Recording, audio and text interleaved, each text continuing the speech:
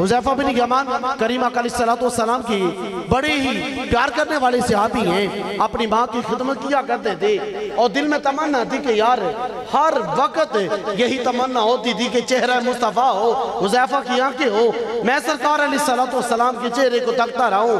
حذیفہ بن یمان ماں کی خدمت کرتے ہیں، ماں بیمار ہیں اور ایک دن عرض کرتے ہیں، ماں نے کہا بیٹے تو میری خدمت کیا کر، اللہ تجھے اسی حال میں جو ہے بہت بڑا مقام عطا فرمائے گا۔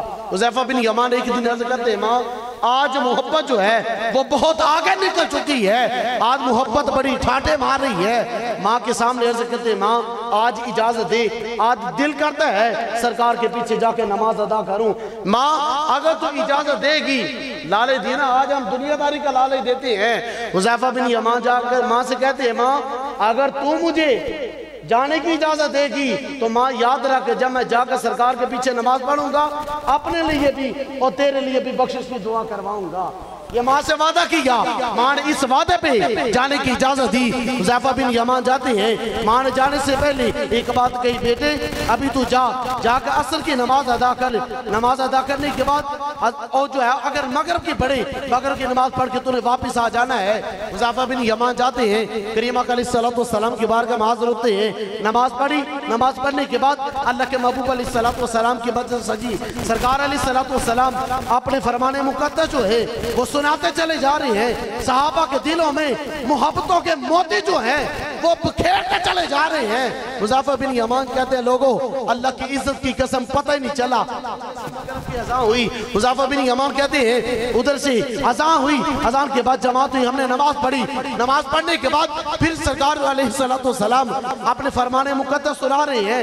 حذیفہ بن یمان کہتے ہیں ہمیں پتہ نہیں چلا کہ سرکار سناتے چلے جا رہے ہیں۔ ادھر سے عشاء کا وقت ہوا، کہتے میرے دل میں بات آئی کہ ماں سے وعدہ کیا تھا کہ ماں مغرب کے بعد واپس آؤں گا اور تیرے لیے اپنے لیے بخشش کی دعا بھی کرواؤں گا۔ اب نہ وعدہ پورا ہوا ہے اور نہ ماں نے جو شرط لگائی تھی نہ وہ شرط پوری ہوئی ہے۔ حذیفہ بن یمان کہتے ہیں ادھر سے پھر مؤذن نے اذان پڑھی، اذان دینے کے بعد جماعت ہوئی، جماعت آقا علیہ السلام نے جماعت کرائی۔ کہتے ہیں جب سرکار نے سلام پھیرا، سلام پھیرنے کے بعد اللہ کے محبوب علیہ السلام یہ وہ لمحہ ہے جس لمحے کو بیان کرنے کے لیے میں نے اس بات کو بیان کرنا چاہا۔ حذیفہ بن یمان کہتے ہیں میری سرکار نے سلام پھیرا، دعا کی، دعا کر کے اللہ کے محبوب علیہ السلام اپنے حجر مبارک کی طرف جا رہے ہیں۔ حذیفہ بن یمان کہتے ہیں ہزاروں کا مجمع ہے، لوگوں اللہ کی عزت کی قسم نہ سرکار نے دیکھا ہے، سرکار نے میری طرف پلٹ کے نہیں دیکھا۔ کہتے ہیں سرکار اپنے حجرے کی طرف جا رہے ہیں، میں بھی پیچھے پیچھے جا رہا ہوں۔ حذیفہ بن یمان کہتے ہیں سرکار سامنے ہیں، میں کہتا ہوں حذیفہ تیری عظمت پہ قربان جائیں کہ وہ ہوا جو سینہ مصطفیٰ کو ٹکرا رہی تھی وہی ہوا حذیفہ بن یمان کے ایمان کو جو ہے وہ معراج بخش رہی تھی۔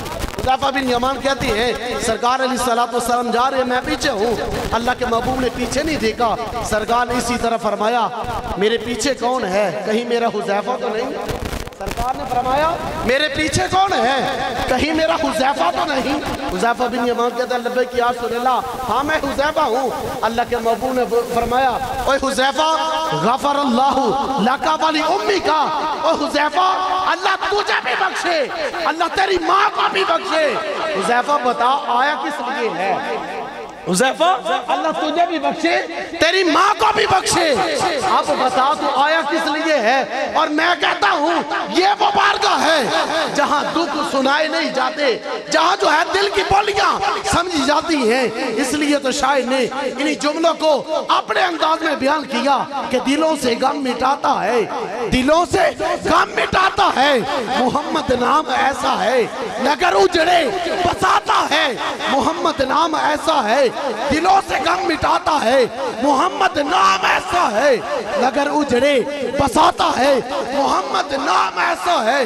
اللہ کی عزت کی قسم صدیق اکبر ہو، فاروق اعظم ہو، عثمان غنی ہو، مولا علی ہو، میرے علی ہو، غوث جلی ہو، داتا علی اجویری ہو، پیر بخاری ہو، اللہ کی عزت کی قسم انہی کے نام سے پائی، انہی کے نام سے پائی فقیروں نے شہنشاہی، انہی کے نام سے پائی فقیروں نے شہنشاہی۔